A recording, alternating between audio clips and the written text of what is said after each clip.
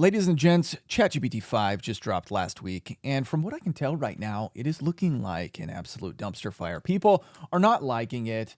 It is destroying a lot of things that people have built on ChatGPT using OpenAI service, and a lot of people are actually canceling their subscriptions. I'm going to get into all of that here in just a minute. I'm going to go through the X threads here because there's some good ones that I have been following, or some good ones that I found that I think kind of represent the overall environment in terms of what ChatGPT is bringing to the table right now and how people are feeling about it. And then I'm going to share with you one of my experiences that I had with ChatGPT that actually was pretty dang positive, and I'll show you the outcome of that here in just a few minutes.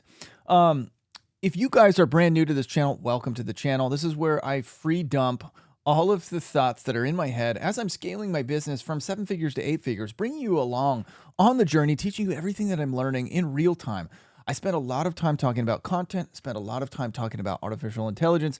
I spent a lot of time talking about mindset and success, because if you want to be a successful individual, successful human being, first and foremost, it starts in your mind. I would say that your mind is responsible for like 100% of all of your success. If you don't believe that you're going to be successful, then you will never, ever be successful. So yeah, 100% of your success comes from 100% of the success that you attract into your life comes from your thinking that you're going to be successful. So I also don't edit here. We're just raw dogging it, friends. Just raw dogging it. And I got my fidget toys. It's a new one. It's probably a little bit more dangerous than the old one. Typical stuff. But anyway, welcome. Hit that subscribe button if you're into raw dogging conversations that are relevant to business owners. This is how we roll around here. All right, I'm going to share my screen here and show you some of these X threads. If you're not on X, then I'm sorry, you're missing great conversation. And if you are on X, come over and visit me. I'm Scott Simpson. I'm Scott Simpson. No P in Simpson. And it's not I am, it's I'm. Let me share the old screen here.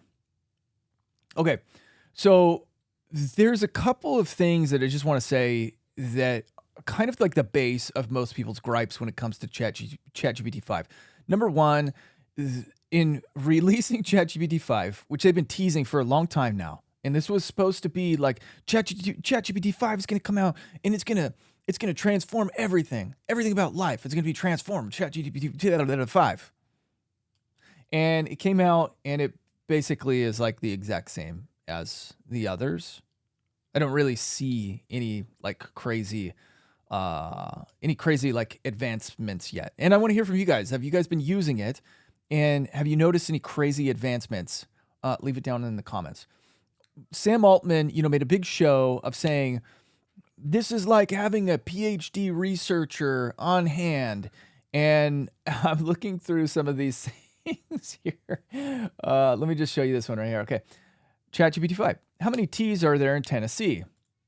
Let me just blow this up. There are 4 T's in Tennessee.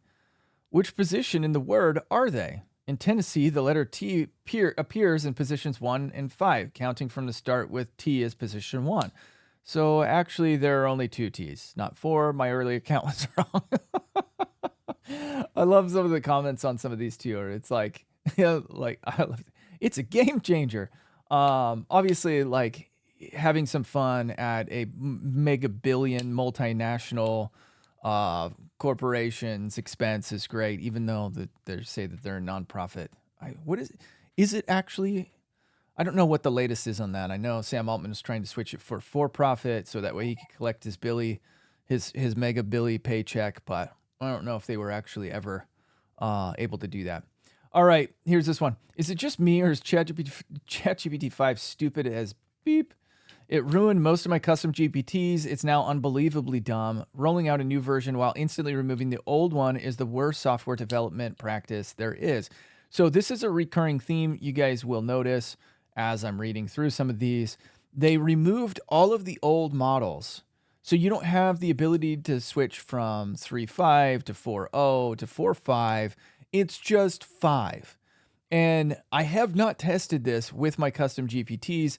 I'm a little bit nervous to do that because I have poured so much time and energy into my custom GPTs. I think it would be absolutely devastating if my my content engines were broken. But again, I think this is the way that AI is going. So there's another a thought that I've had as I've been reading through some of these things, you guys, is that hold on, we're gonna go with this. Let's go back to my face here. One of the thoughts that I've been having recurring, I go back to this. I go back to this thing all the time. This is a rabbit. What do they call these things? It's just called a rabbit. Rabbit R1.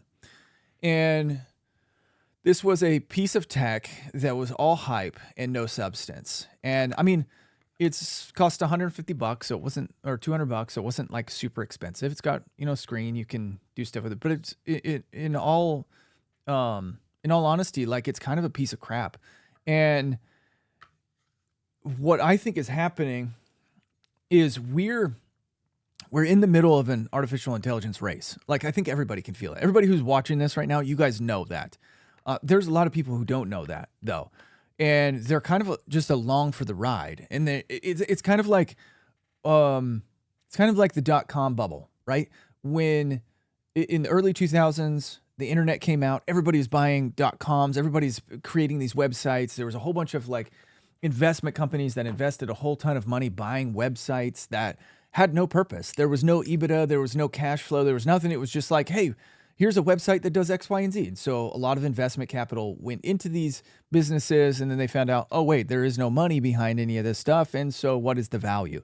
Or the NFT, right? The NFTs. Remember NFTs from a few years ago? It was like everybody's like, NFTs are the next coolest thing.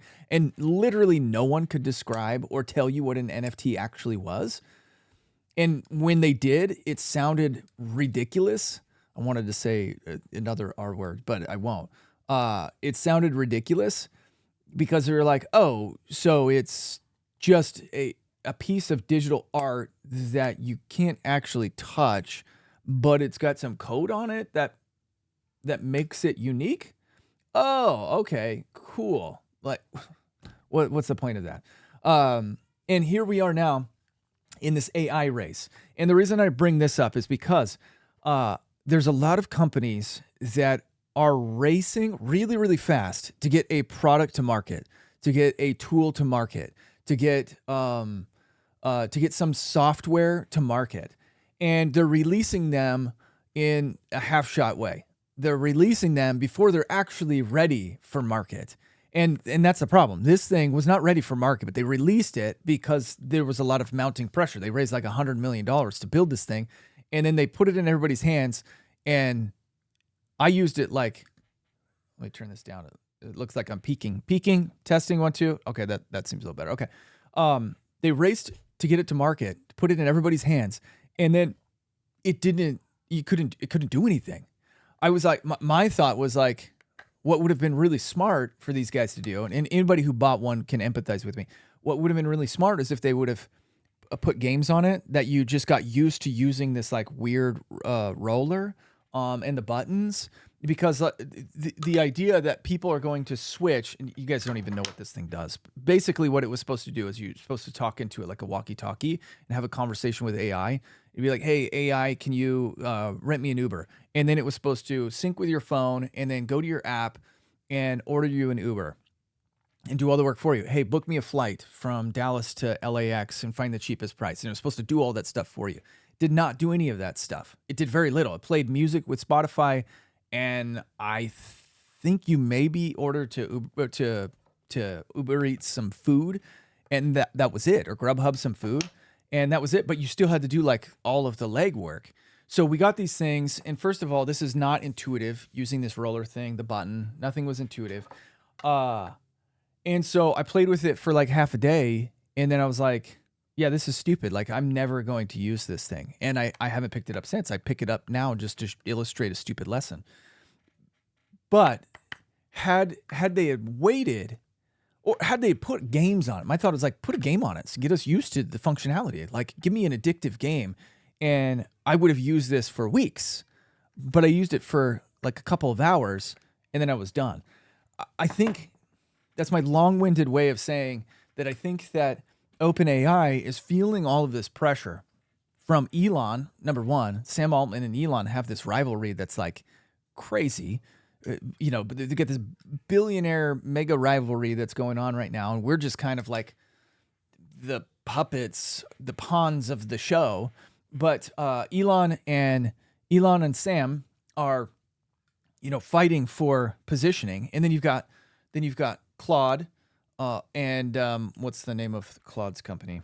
Dang it, totally forgot. Somebody will correct me in the comments, I'm sure. Claude's company. It's gonna pop into my head. You've got Gemini and Google fighting against this, and so there is this race to have and DeepSeek, the race to have the best LLM on the market, and I think that Sam released this premature. I think they made a lot of mistakes in the release. That's my long-winded way of saying that. But I had to add the context because I don't think this is the last time we're going to see stuff like this happen. I think that every company now is rushing to gobble up market share so that way they can be one of the top 2 or 3 in the next 5 years. And their tool, their LLM, can be the thing that owns everything, that has the largest market cap, multi-trillion-dollar valuation. That's what Sam's trying to do. So I think that he ended up screwing himself a little bit with this. We'll see how it ends up. So there's a lot of people who are saying, I saw a couple of these. There's a lot of people. Yeah, here it is. This one. Deleted my subscription after 2 years. So this is like blowing up on Reddit. Now we're done. ChatGPT 5 is horrible. OpenAI just pulled the biggest bait and switch in AI history, and I'm done. Hey, listen, we've been in the crypto space for a long time, you guys. Like, everybody's been dealing with crypto for a long time.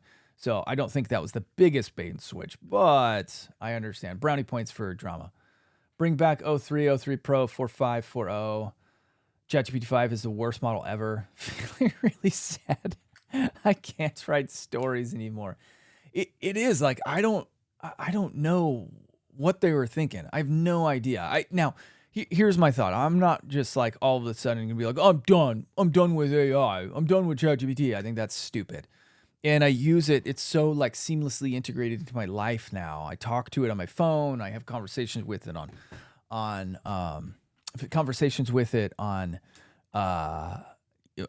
desktop.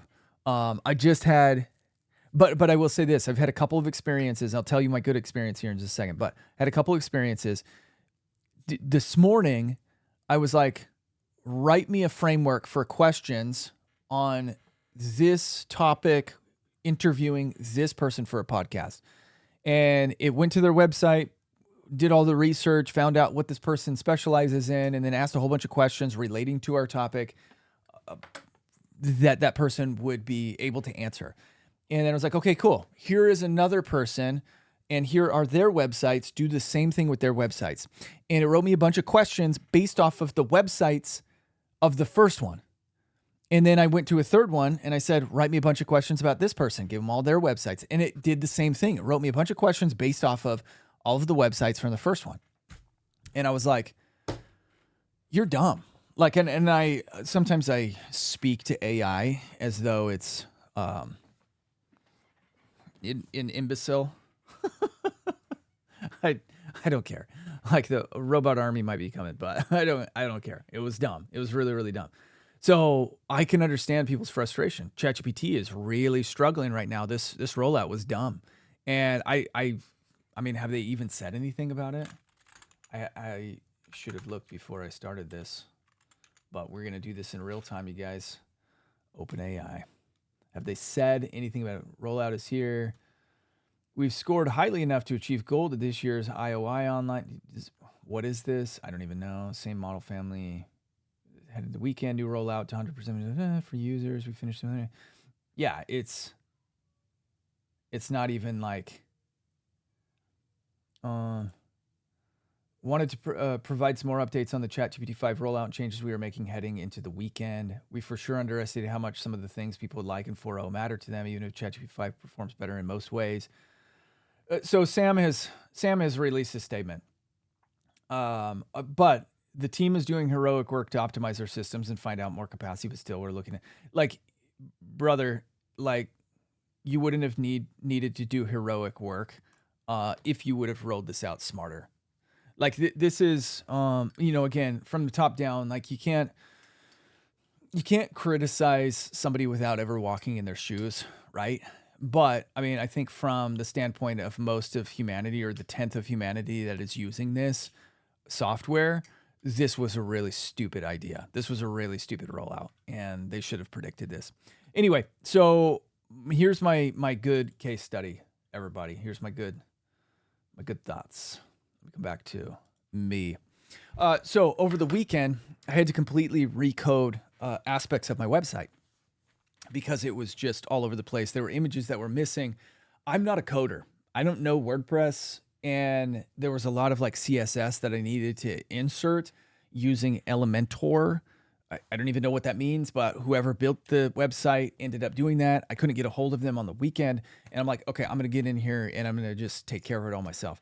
So I went to ChatGPT and I said, here's a screenshot. Tell me what I need to do to fix this. And it acted like tech support and a web designer. And it gave me all the custom CSS that I needed. It told me exactly what I needed to do. I am certain that if I were to say, here is a website, tell me how to code this, it would actually be able to do that in a very successful way. And I paid, I don't know, a couple $1,000 for my website, $1,000, whatever. In a couple of hours, I was able to do the same thing. So it's, my time is worth more than that. But at the same time, what my point is in saying this is that ChatGPT 5, ChatGPT AI, just seeing how it was able to do that for me in that case study, I am certain that it's only a matter of time before web designers are completely gone. Like you just go, ChatGPT, code me a website. I need to do this, this, this, and this, and it'll just knock it out for you. Or you can even talk to it. Hey, ChatGPT, will you tell me I need this? I want this type of functionality. I want it to look like this. I want it to look sleek with this type of font. And here's some images. Here's my dream board or my Pinterest board. Build me a website, and it will be able to do that. Web designers done. Tech support. ChatGPT 5 was better tech support than I receive from most companies. And I'm thinking like one company that we work with all the time, Go High Level, their tech support is freaking awful. Their system for customer support is awful. It is so bad. The software is good. There's a lot of good things about the software, but their support is terrible. And I'm like, ChatGPT 5 is going to be my new support agent. Like I will go to ChatGPT 5 and say, help me fix this using Go High Level, and it will be the best tech support. I'm certain of that. So anyway, here's what people are saying. That's what people are saying online about ChatGPT 5. This is some of my stuff. My big picture thought here is we got to be patient, you guys. I mean, we're really, 3 years in on ChatGPT rollout, 3.5 years, 2.5 years. I don't even remember. It's such a short period of time that artificial intelligence has really been like taken over and been used widely. And there are going to be a lot of kinks to work out of the system. I definitely think that a lot of these big businesses in the AI space need to wait before they roll things out.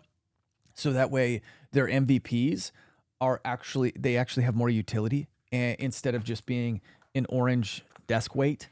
The box again was worth like $200. I think this box is really slick. It's very nice. But the orange thing, kind of a hunk, kind of a junker. Wait before you launch. Make sure that things are good. I know you're worried to get left behind, but just be patient. So those are my 2 cents. What are your thoughts on ChatGPT 5 rollout? I want to hear them. Leave them in the comments below. We'll see you on the next one. Bye.